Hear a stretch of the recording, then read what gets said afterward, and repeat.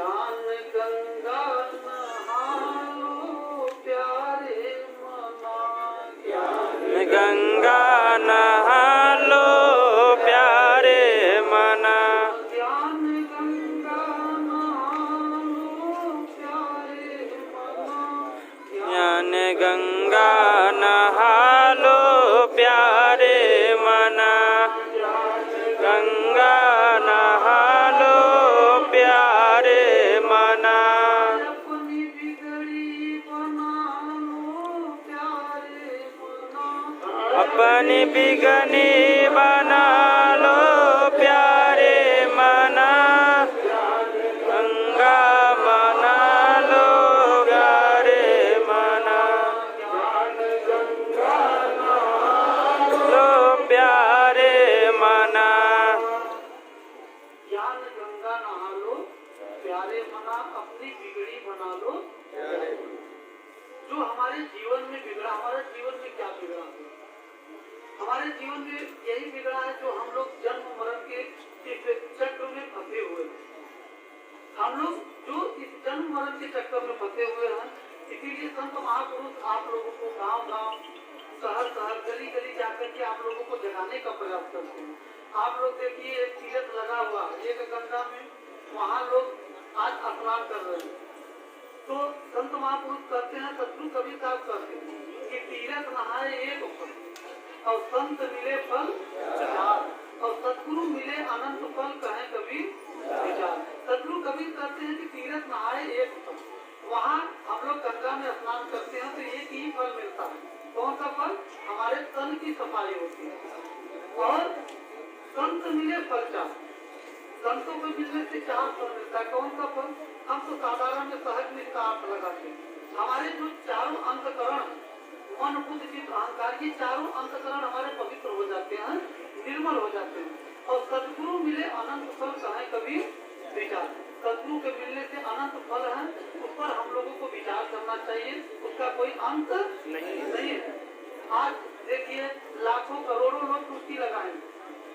आज लोग जाते हैं इसके लिए जो एक वर्ष में जो लगभग पाप जो किए रहते हैं, पाप किए रहते हैं, वो गंगा में जाकर डुबकी लगा कर डूब करके चले जाते हैं और फिर पाप करना शुरू कर देते हैं। ऐसा मानते हैं कि उनको लगता है कि मैं पाप किया। ये हमारे आस्था की डुबकी हम लोग लगाते हैं, वो आस्था का विषय है। लेकिन वहाँ अगर हम समझे कि हमारा पाप धुल जाए तो ये असंभव, ये संभव नहीं है। आप जैसा कर्म करेंगे वैसा आपको फल मिलेगा। महापुरुषों ने भी कहा कि कर्म प्रधान विश्व कर रहा था और जो जस करे तो सब करता है, कानून को बड़ा धन्यवाद बिना बताए आप लोग ताली बजाए। तो साहब कहते हैं कि काहुन को सुख दुख कर दाता और निज कृत कर्म भोग सब दाता। कोई किसी का सुख दुख का दाता नहीं है। जो अपना निजी कर्म आप किए हैं, निज कर्म किए हैं, उसी के आप भोक्ता बनेंगे। इसलिए एक छोटी सी कहानी है। ऐसे एक संत जी गए गंगा जी के पास। गंगा जी के पास गए कि बोले कि आप गंगा जी, आप इतने लाखों करोड़ों लोगों का आप इतना पाप ले लेती हैं, तो आप ये पाप करती क्या? कहाँ रखते हैं इतने सारे पाप को? रोज हर साल लोग आकर के आपके अंदर पाप होकर के चले जाते हैं, देकर चले जाते हैं, तो आप करते क्या? तो गंगा जी ने कहा कि संत जी मैं पाप नहीं रखती, मैं तो जो है कि मैं समुद्र को दे देती हूँ, मैं समुद्र को दे देती हूँ। तो फिर संत जी समुद्र के पास गए, समुद्र से पूछे कि आप क्या पाप करते हैं, आप क्या करते हैं? गंगा जी आपको दे देती हैं, तो आप क्या करते हैं? बोले भाई मैं भी नहीं रखता। तो बोले आप क्या करते हो? बोले मैं सागर को दे देता हूँ, मैं सागर को दे देता हूँ। सागर से गए तो भाई आप क्या करते हैं? आपको समुद्र इतना पाप देता है तो आप क्या करते हैं? तो बोले भाई मैं भी संत जी मैं भी नहीं रखता हूँ, मैं तो बादलों को दे देता हूँ, मैं बादलों को दे देता हूँ। तो बादल से जाकर संत जी पूछे भाई आप क्या करते हो इतना पाप का? तो बोले भाई मैं भी नहीं रखता हूँ, जिसका पाप होता है उसके घर पर जाकर बरस करके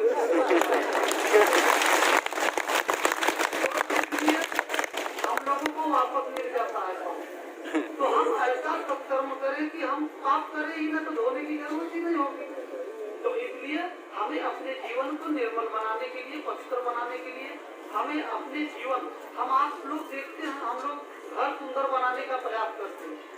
हर व्यक्ति सुंदर घर बनाने का प्रयास करता है कि हमारा सुंदर घर हो, हमारा परिवार सुंदर हो, हम सुंदर हो, हमारे कपड़े सुंदर हो। जो प्राणी पदार्थ को सुंदर बनाने के लिए हम लोग प्रयास करते हैं, क्या हम अपने जीवन को कभी सुंदर बनाने का प्रयास किए? नहीं किए। कि हमारा जीवन सुंदर कैसे बने? हम लोग अगर उदाहरण के रूप में एक समझे कि हम लोग संगमरमर का पत्थर हम लोग लाए, एक सुंदर पत्थर होता, चमकीला पत्थर होता, पत्थर को लाए और एक अच्छा कारीगर को हम बुलाए, मूर्तिकार को हम लोग बुलाए और मूर्तिकार को बुला करके उस पत्थर को तो बोले भैया इसमें जो है कि राम जी की मूर्त बना। तो मूर्तिकार बोलेगा ठीक है बन जाएगा, इसमें राम जी की मूर्त बन जाएगी। फिर दूसरे दिन अपना यंत्र लेकर के आया तो बोले भाई देखो राम जी का मूर्त बन बना, इसमें कृष्ण जी का मूर्त बना।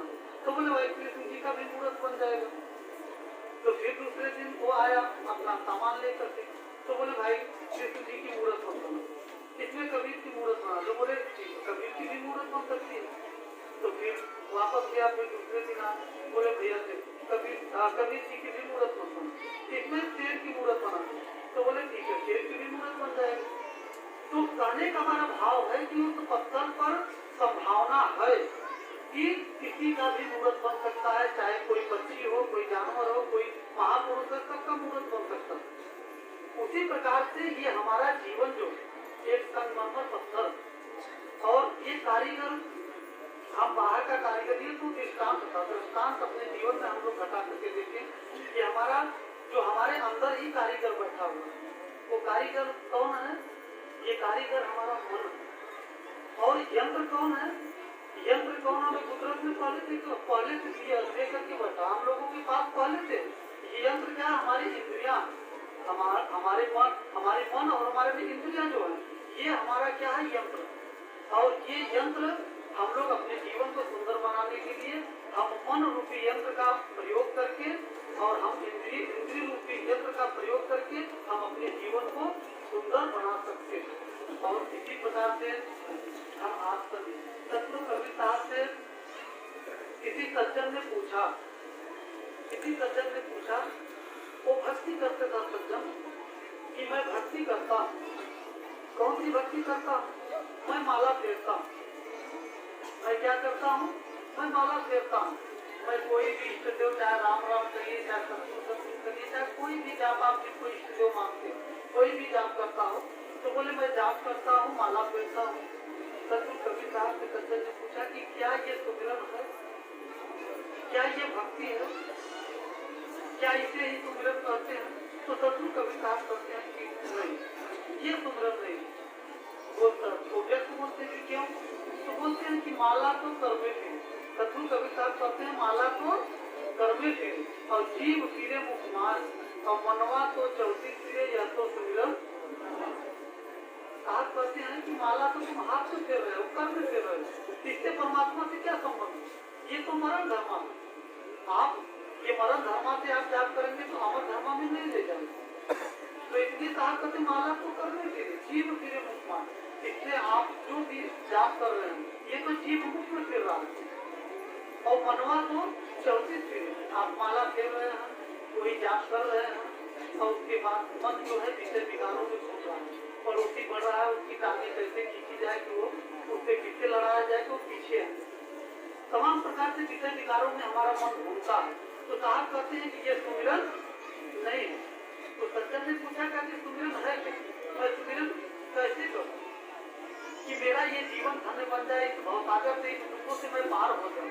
तो सतगुरु कबीर साहब उस सज्जन को बताते हैं कि सुमिरन तुरंत लगाए के मुख से कछु मत हो और बाहर का पट बंद कर और अंदर का पट हो। सतगुरु कबीर साहब कहते हैं कि सुमिरन सूरत लगाए के और मुख से कछु मत हो। सूरत का मतलब आप लोग संत महापुरुषों से सुने, सूरत का मतलब हमारी आत्मा की चेतन ज्ञान धारा को सूरत कर सकते हैं, उससे सरल भाषा में ध्यान भी कर सकते हैं। आप लोग यहाँ बैठे हैं, लेकिन देखिए अलमारी में जहाँ भी आप लोग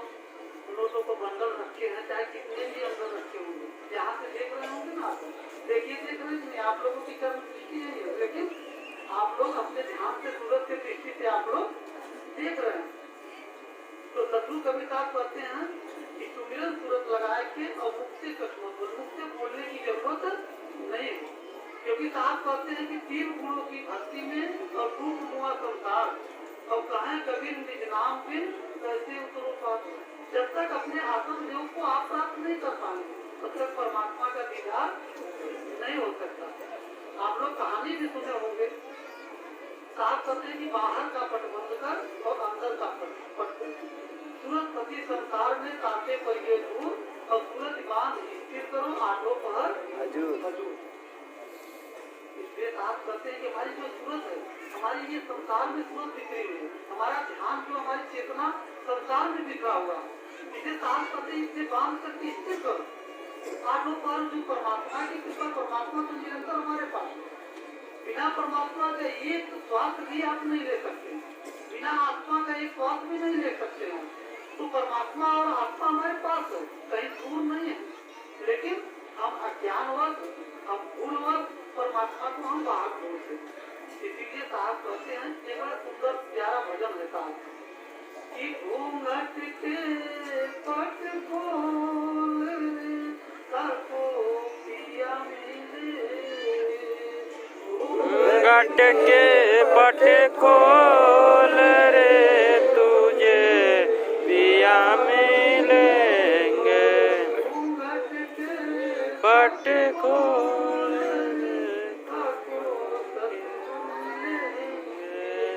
घूंघट के पट खोल रे तुझे सद्गुरु मिलेंगे।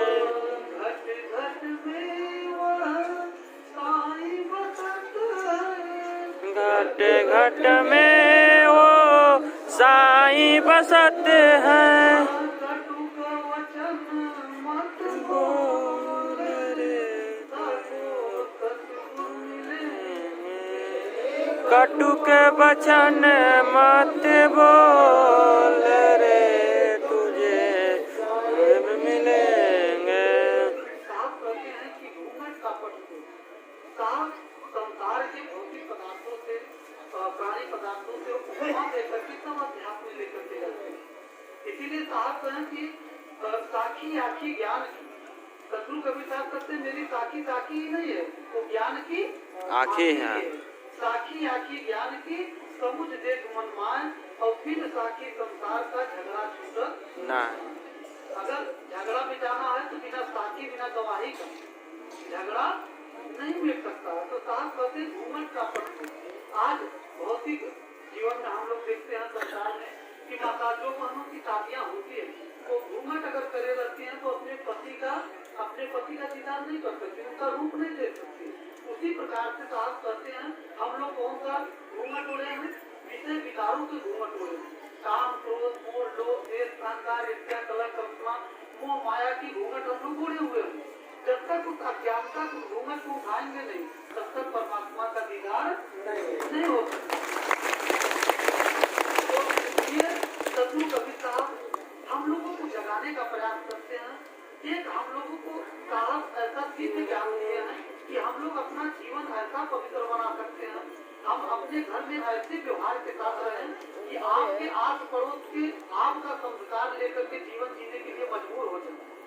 आप लोग लड़ाई झगड़े कलेश ईर्ष्या में रहेंगे तो पड़ोसी क्या आपके संस्कार देखेंगे। आप लोग यहाँ से शिक्षा लेकर के जाए, सत्संग सुन करके जाए और फिर घर में लड़ाई करें कलेश करें और तो फिर ये सत्संग सुनने का कोई लाभ नहीं। इसलिए हमारा यही निवेदन रहता है कि अपना जीवन सुखमय बनाइए, एक दूसरे को रिस्पेक्ट दीजिए, एक दूसरे को प्रेम दीजिए, एक दूसरे को भाव दीजिए। सदगुरु कबीर साहब की एक साखी में पूरा संसार समाहित हो सकता है।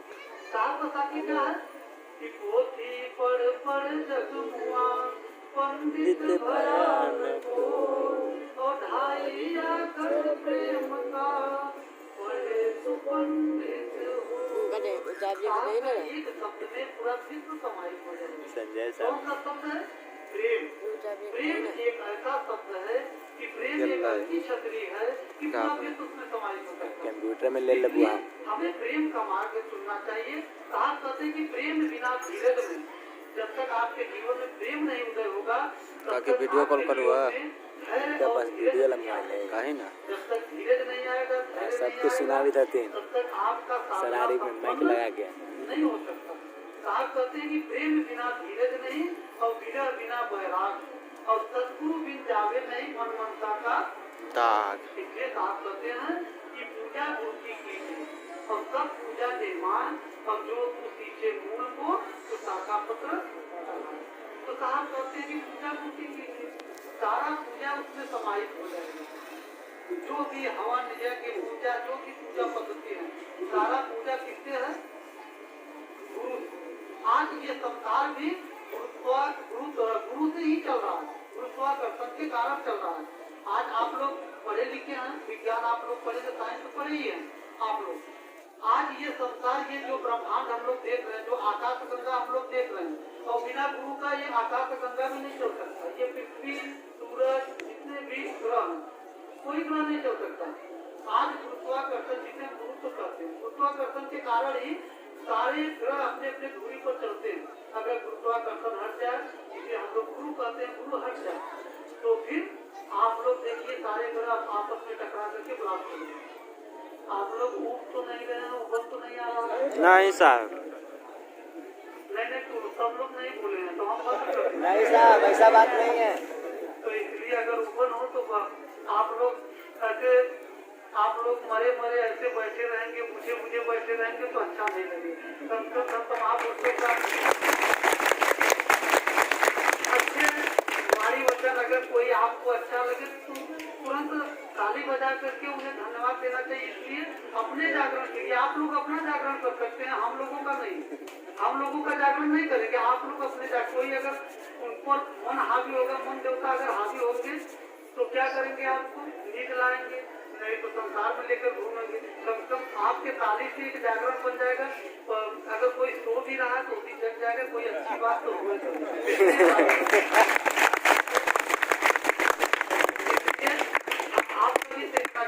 बिना गुरु का संसार चल ही नहीं सकता। गुरुत्वाकर्षण आज हम लोग अपने शरीर की संरचना देखते हैं। ये शरीर कैसे बना हुआ है? 5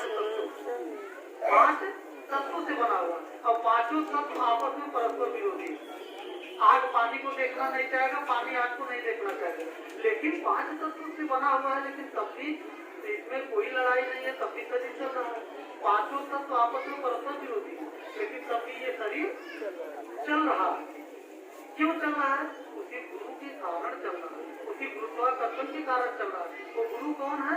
हमारी आत्म देव, वही आत्मा ही हमारा गुरु है।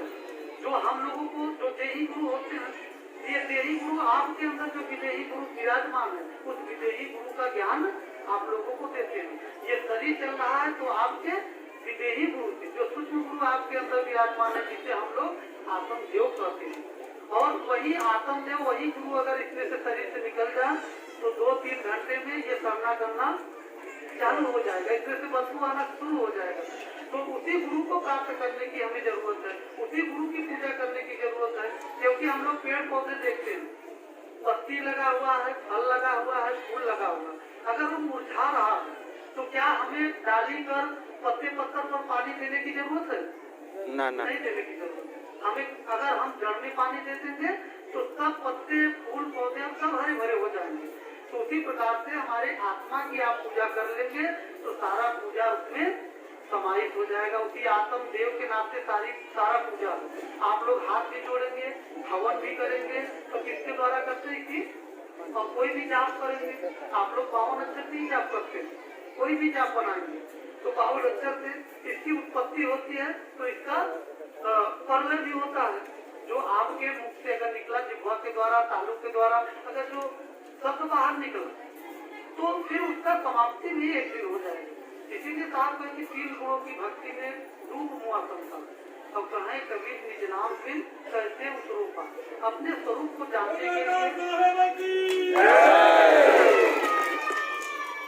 साहब जी हम तो यही, हमें कोई आचार्य साहब या कोई सत्संग करके संबोधित करता है तो मुझे बड़ा गलानी होता है। पद की बस केवल हम गरिमा बनाकर रखे हैं, हमारा जीवन पूरा ऐसे ही रहे। हमेशा से अपने आप को सेवक माना हूँ और मैं पूरा जीवन अपना सेवक बन करके संत समाज की सेवा, भक्त समाज की सेवा और समाज की सेवा करते हुए हम अपना जीवन बिताना चाहते हैं। ये पद की केवल आप लोगों का भाव है तो ठीक है, पद की आप लोग जयकारा न तो हमारी आरती होती है न हमारे तो उस पद की जयकारा होता है, हमारा नहीं होता। अगर कोई संत कहता है कि भाई मेरी आरती है तो ये समझिए उसकी भूल। कोई अगर संत कहता है कि मैं संत हूँ तो समझ लीजिए वो असंत है, संत नहीं है। क्योंकि जो साहब कहते हैं कि बड़ी बड़ाई ना करो और बड़ी न बोली बोल और हीरा मुक्ति ना कहे लाख हमारी बोल। हीरा अपने मुक्ति नहीं करता। तो इसलिए साहब कहते हैं कि हम लोगों को हमेशा निरंतर ये प्रयत्नशील हम लोगों को रहना चाहिए कि हमारा आत्म कल्याण कैसा है। सारे दुखों का निवारण आपके आत्मदेव में ही है।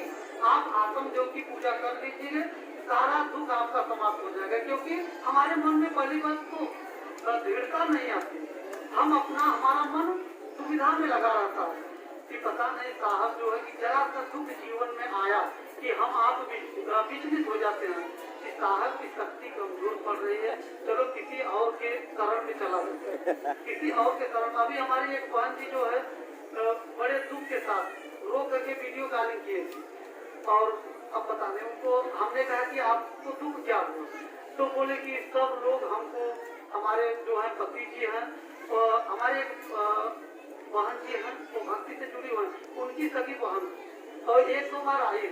तो बोले गुरुजी मैं करूं क्या, हम सोच रहे हैं मैं फांसी लगा लूं, जहर खा लूं, मैं करूं तो क्या करूं। और ये हमारे पति जी हमको मारते हैं, हमारी सासू माँ अपमान करती है, ससुर जी जितने परिवार के लोग हैं सब अपमान करते हैं। हम कहा आपका अपमान किए तो हमका अपमान का आपको दुख होगा, हमका क्या करते हैं। बोले गुरुजी क्या करें, हम तो हर जगह जा करके हर जगह हम तो सोचे हम मायके में जाकर के इतना ओझा तांत्रिकों के पास गए, सोचे कि इनकी बुद्धि ठीक हो और तो हमका क्या करिए आप। तो बोले कि सब कुछ ला करके जो है मंत्र तंत्र जो वशीकरण मंत्र है ला करके उनके खाना में पीना में सबको खिलाए, लेकिन जो है कि हमारी बात सुनते ही हमारी बात नहीं सुने। तो बोले हमका कि चलो भाई ठीक है, हमका हमारे संतों का मंत्र ले लो, आपको वशीकरण हमारे संतों का ऐसा मंत्र सतगुरु कबीर साहब का ऐसा मंत्र है कि आप एक इंसान को छोड़ दीजिए जानवर को भी बस में कर सकते हैं। तो बोले गुरुजी बड़ी कृपा होगी, अगर आप दे दीजिए वो मंत्र बड़ी कृपा होगी। तो उनको हम वो मंत्र बताएं कि हमारे सतगुरु का मंत्र क्या है, तो मंत्र उनको बता दीजिए, उनका यही मंत्र आप अपना लीजिए, आपका जीवन पवित्र बन सकता है, निर्मल बन सकता है और सबका सेवा भाव करते हुए अपना जीवन आप पवित्र अपना जीवन यापन करिए। तो शायद आप लोगों को भी ये मंत्र बता देंगे, नहीं तो सब लोग नहीं बोल रहे, आप लोग इच्छा हो तो बता, क्योंकि आप लोग तांत्रिक ओझा के पास जाएंगे तो वहाँ आपको पैसा लेंगे, हमें मत दीजिए, हम वैसे ही फ्री में बताते रहे। तो साहब का वशीकरण मंत्र क्या है, तो कार्ड बना करके रखिएगा, आपके जीवन में बड़ा ये काम आने वाला है। साहब का मंत्र क्या है, वशीकरण मंत्र, मीठा सबसे बोलिए सुख उपजे चहो, वशीकरण मंत्र है सजिए वचन करो।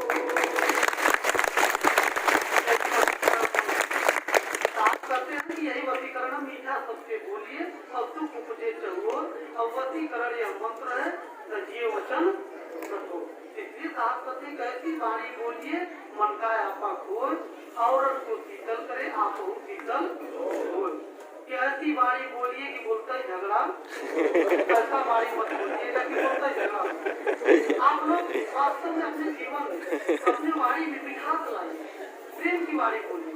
आप लोग कट वचन बोल करके अपने आप को अशांत करते हैं, दूसरों को भी अशांत करते हैं। अरे आपको जीवन मिला है तो आप अपने परिवार में ऐसा प्रेम भाव से रहें कि आपके आस पड़ोस के लोग कहें कि नहीं ये भक्ति के आश्रम से जुड़े हुए हैं, लेकिन इनके जीवन में बहुत बदलाव आए।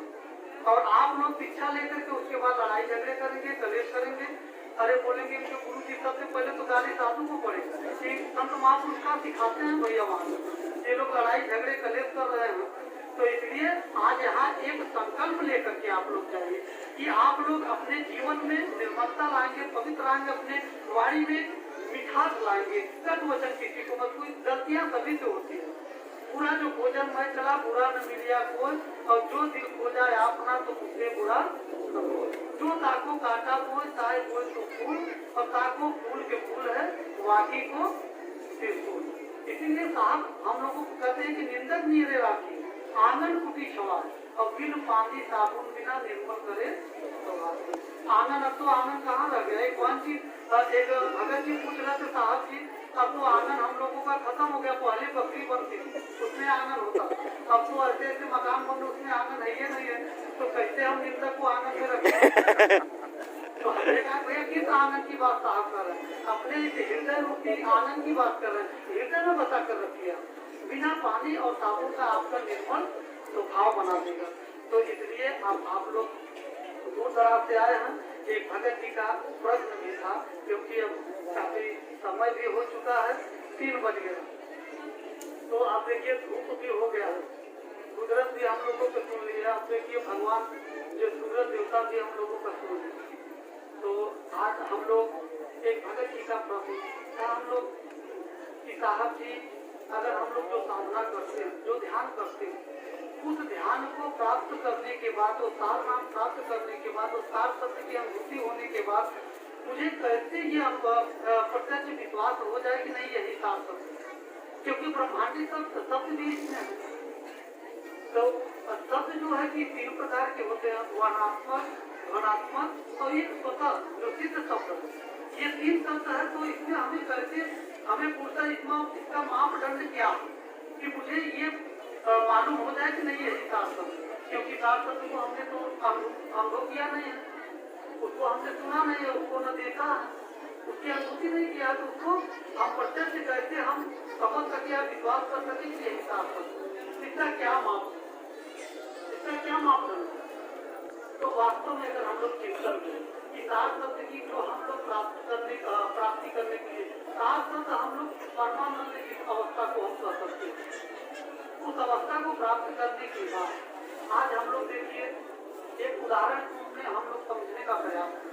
आज एक छोटा बालक होता है, बच्चा, वो संसार में आने के बाद, माता के उदर से आने के बाद वो जल कभी देखा नहीं।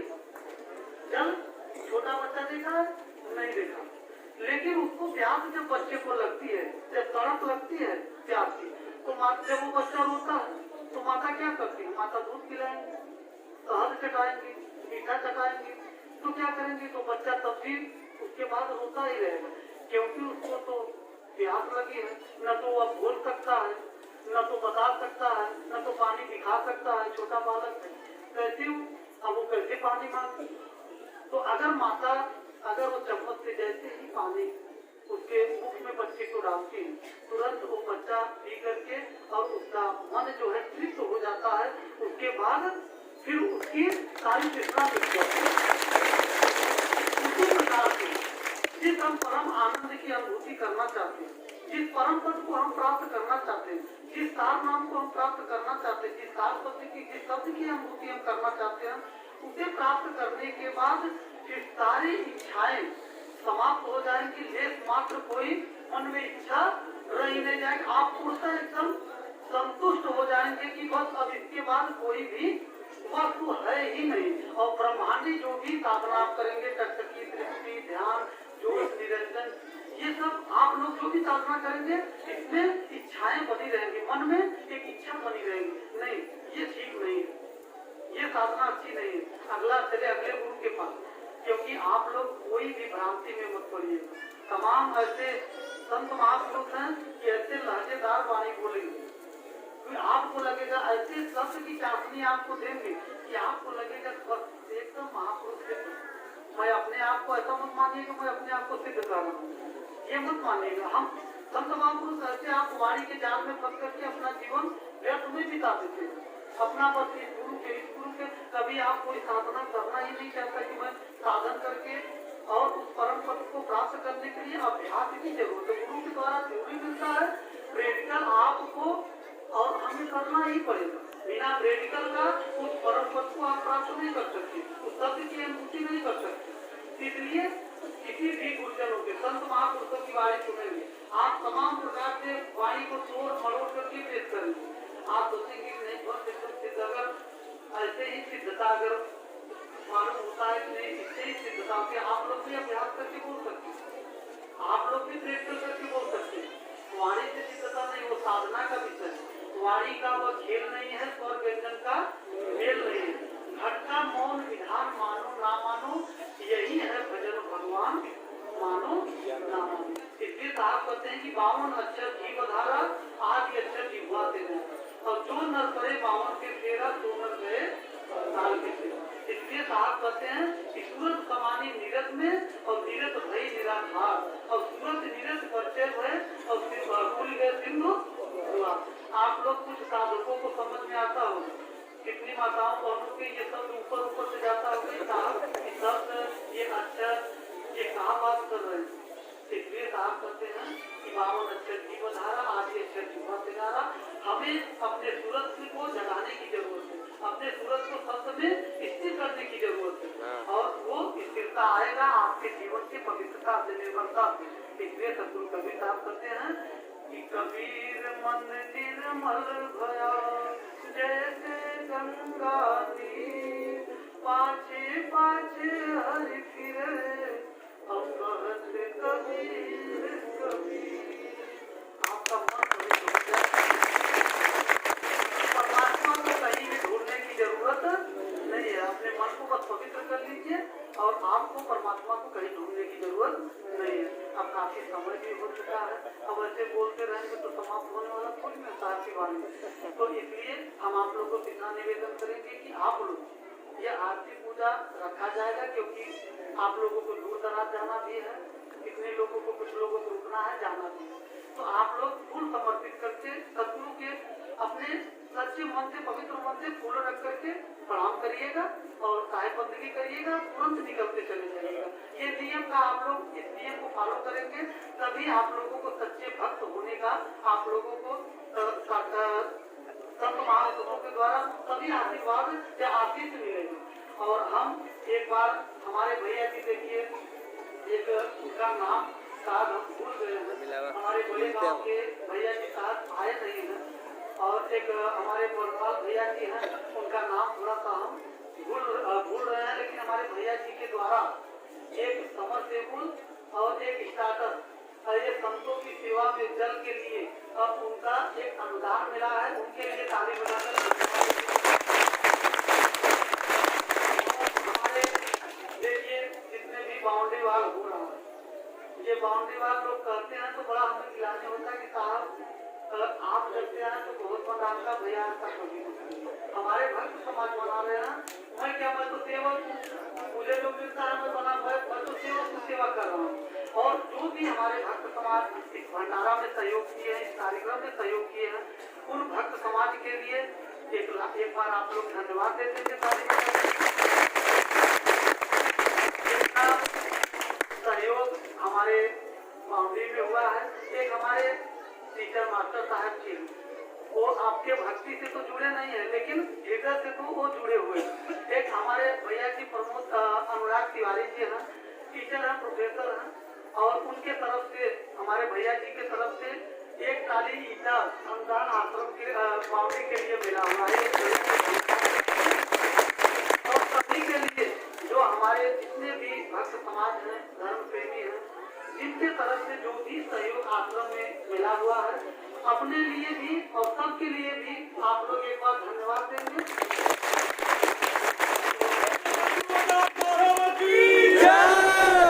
आप लोग आज हमारे सदगुरु प्रकाश पद साहब के ये पुण्य स्मृति में ये कार्यक्रम का आयोजन किया जाता है। उनके पावन चरण कमलों में आशीर्वाद लेते हुए, आशीष लेते हुए आज हम सभी, आप सभी को आचार्य जाति से आशीष प्रदान करता हूँ और मंगलमय की कामना करता हूँ कि आपके जीवन में भक्ति उदय हो, आपकी साधना संपन्न हो, ऐसे सदगुरु की कृपा आप लोगों पर बरसती रहे। परमात्मा की कृपा निरंतर बरस रही है, बस केवल हमें अपनी पात्रता बनाने की जरूरत है। और एक बार आप लोगों से हम इतना ही निवेदन हमेशा करते हैं, आज भी करेंगे, आज भी करेंगे। 10-5 मिनट आप लोग लेट जाएंगे, आप लोग घबराइए मत। हमारे भंडारी साहब लोग तो देख रहे होंगे, राह की साहब को बंद करेंगे और आरती पूजा आप लोग जल्दी करेंगे तो 10 मिनट हम और बोल लेंगे, ठीक है? ठीक है। आप लोग आरती पूजा आप लोग फूल चढ़ाते जल्दी कर दीजिएगा तो हम 10 मिनट और समझ लेंगे। शत्रु की कृपा हमेशा निरंतर बरस रही है, लेकिन हम लोग अपनी पात्रता नहीं बना पाते। हम लोग अपनी पात्रता बना लेंगे, शत्रु की कृपा तो अनवरत बरस रही है। हम यही निवेदन हमेशा किए हैं कि इस आश्रम देखिए, बाउंड्री के पहले हमने गेट बनाया। गेट बनाने का उद्देश्य आप लोग समझे कभी नहीं आप लोग समझे कि साहब बाउंड्री के पहले गेट क्यों बना? गेट हम इसलिए बना कि गेट से प्रवेश लोग करेंगे। हम यही कहते हैं कि भैया देखिए, आप लोग गेट के प्रवेश अंदर आश्रम में प्रवेश होने के पहले जो भी जात पात का ये जो आप लोग कपड़ा पहने हैं, हम यही कहते हैं भैया गेट के बाहर वो जाति का चोला उतार करके यहाँ एक मानवता का चोला पहन करके, मानवता का कपड़ा पहन करके तब इसमें आप लोग प्रवेश किया है। ये शत्रु कबीर साहब मानव धर्म के स्थापना की। उन्होंने जात पात से ऊपर उठ करके इस मनुष्यता क्या है, मनुष्यता का पाठ पढ़ा, मानवता का पाठ पढ़ा। इसलिए हम लोगों को बस वो कागज तक रहने दीजिए, नहीं तो समाज ऐसे ही आप लोग टूटल रहेगा। तो आने वाले समय में और पिछले समय में, पुरातन समय में आप लोग गुलाम बने हैं, फिर आने वाले समय में भी गुलाम बनना पड़ेगा। इसलिए एकता बहुत जरूरी है। आप लोग परिवार से शुरुआत करिए, क्योंकि आप लोग रामायण से भी ज्ञान ले सकते हैं। उसमें ऐसे ऐसे पात्र है कि आपके जीवन जीने के लिए उपयोगी है। लेकिन बड़ा दुख की बात है, लोग कहते हैं भैया कितने महात्मा होते, भैया देखो हमारे दीक्षा लेने के बाद आप लोग वहाँ गुरु के पास जाओ तो प्रसाद मत खाना भैया। ये सब जो तोड़ने का काम करते हैं, शत्रु कबीर साहब हम लोगों को ये सीख नहीं दी। शत्रु कबीर साहब मानव को मानवता से जोड़ने का प्रयास किए। शत्रु कबीर साहब एक महान योगी थे और हम लोगों को योगी बनने की जरूरत है। योगी शब्द से अभी कितने लोग सादा लोग साहब ये महान योगी साहब को काय करें, योगी का शब्द नहीं समझते। योगी का मतलब क्या होता है? योग का मतलब होता है जुड़ा, योगी का मतलब होता है जोड़ने वाला। शत्रु कबीर साहब एक महान योगी थे, इसलिए मैं कह रहा हूँ उन्होंने हिंदू मुस्लिम को जोड़ा, शब्द सूरत को जोड़ा, मानव को जोड़ा। शत्रु कबीर साहब इसलिए महान योगी शत्रु कबीर साहब। तो इसलिए हम आपको यही निवेदन हम आपसे करेंगे कि ये सब जात पात के चक्कर में ये सब शत्रु कबीर साहब कहते हैं कि जात पात पूछो नहीं, कोई हरि का भजे तो भैया हम तो हनुमान जी की तरफ सीधे रहते हैं। यहाँ तक कि भैया हमको देखते हैं समाज में, आप लोग देखते हैं सभी भाई बहन से हमारा ये निवेदन है कि समाज को किस दृष्टि से देखते हैं। कितने ऐसे सज्जन आते हैं, यहाँ संतों को भी उसी कटघरे में खड़ा करेंगे, चीनेंगे, पहचानेंगे, पूछेंगे कि भैया ये साधु कौने जाति कि महाराज कौने जाति कहें। भैया गुरु करने से पहले जात महाराज से पूछिए, गुरु जी के कौने जाति कहूँ। अब बताइए साधु का कौन जाति होता है? साहब कहते हैं कि जात पात पूछो नहीं, कोई हरि का भजे तो हरि का। हम तो कई बार आप लोगों को बताएं, कितने लोग हमसे भी पूछते हैं, कितने लोग पूछते हैं दो घंटे का सत्संग चल करके उसके बाद उसका निष्कर्ष क्या निकलता है? महाराज कुछ पूछना चाहते हैं, भैया पूछो क्या पूछना चाहते हैं। भैया महाराज जी आपका विचार बहुत अच्छा लगा, आपका ज्ञान बहुत अच्छा लगा, बहुत हमको अच्छा लगा। तो लेकिन कुछ प्रश्न है उनका पूछिए। भैया क्या पूछना चाहते हैं? पूछते हैं कि महाराज कौन जाति भैया ये पूछना ये कौन सी बड़ी बात है? ये तो भैया हम अपना बता सकते हैं, हम अपने तो पहले पूछना चाहिए था, इसमें क्यों डर रहते हैं? बोले महाराज हम सोचा गुस्सा न हो जाए। आपका भैया नहीं, हम अपनी जात बता रहे। समाज में एक जाति के लोग होते हैं, एक जाति का हम 4 जाति कहेंगे। तो बोले महाराज 4 जाति को समझे नहीं। तो कहा भैया मैं पहला मेरा जात, मैं जात का मानव हूँ, मनुष्य हूँ। दूसरा मैं जात का भैया संत हूँ, और तीसरा मैं जात का कनौजिया हूँ, भैया धोबी जिसे करते हैं, और चौथा मैं जात का ब्राह्मण हूँ। तो बोले कि महाराज तो तो समझ में आया, तो नहीं समझ में आया। आपका क्या नहीं समझ आया? बोले महाराज धोबी और ब्राह्मण नहीं समझ में आया। हम तो उसी की व्याख्या कर देंगे, लेकिन समाज के धोबी में उसमें कुछ फर्क। समाज का धोबी आपका गंदा कपड़ा ले जा करके उसे साबुन से धो करके और उसको आपको क्लीन करके दे देते हैं। लेकिन मैं वो धोबी हूँ कि मनुष्य के मन रूपी कपड़े को ज्ञान रूपी साबुन से धोता हूँ। बोले महाराज ब्राह्मण तो भाई जन्म जाते शूद्र, संस्कारे तो वेद पाठे तो विप्र, ब्रह्म जाने तो ब्रह्म। ब्रह्म को जानते वेदों में आया है कि जो अपने ब्रह्म को जान ले वही ब्राह्मण है। इसलिए समय का अब अभाव है। और एक बार हम अपने सभी संत महापुरुषों के लिए, हमारे कोठारी साहब, हमारे संतों के लिए एक बार आप लोग इतना सेवा परिश्रम हमारे संत महापुरुष करते हैं और उनकी कृपा बहुत हमारे ऊपर रहती है, और उनके लिए एक बार ताली बजाकर धन्यवाद दें। विशेष रूप से हमारे आप लोग कारवाई साहब जी को जानते होंगे, सबको साहब, उन्हीं की कृपा प्रसाद है कि हम लोगों को अन्य मिल रहा है। ये खेती देख रहे हैं, दिन रात हमारे साहब जी दिन रात, न तो रात न दिन, उनको पता ही नहीं रहता, इतना परिश्रम, इतना दिन रात खेती का सेवा करते हैं। और बचपन से साहब जी आज 80-85 साल की उम्र में आप कितना सेवा दे रहे हैं, उन साहब जी के लिए मैं बार बार वंदन करता हूँ। और इसी शब्दों के साथ हम अपने और आरती पूजा का की बात बता दी है। और जितने भी हमारे क्षेत्रीय जो कि नजदीक के लोग, हमारे युवा भाई बहन, सभी आप लोग कुछ सेवा कर लीजिएगा। पंगत में आप लोग भोजन में सेवा करके फिर उसके बाद पंगत पा करके फिर आप लोग क्या, सेवा से ही हमारी पात्रता बनती है, सेवा से हमारा अहंकार मिलता है। और सेवा करके उसके बाद तब आप लोग भोजन प्रसाद पा करके तब यहाँ से आप लोग जाइएगा और यहाँ से संकल्प लेकर के जाइएगा कि आज के बाद हम राग द्वेष कलेश झगड़े नहीं करेंगे।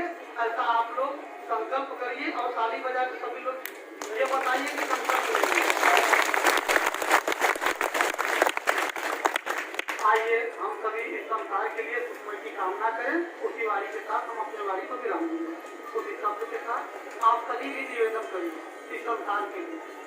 बोलिए सतगुरुदेव की जय।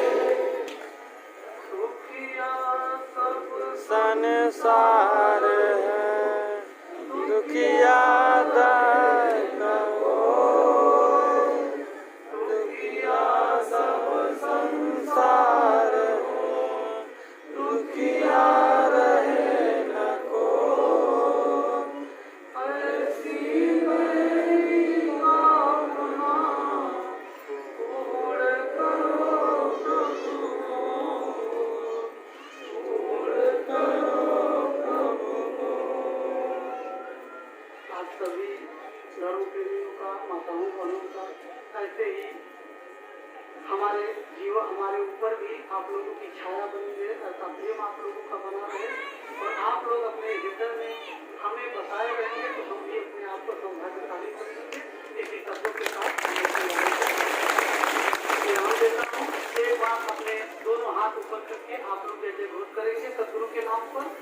बोलिए सतगुरुदेव की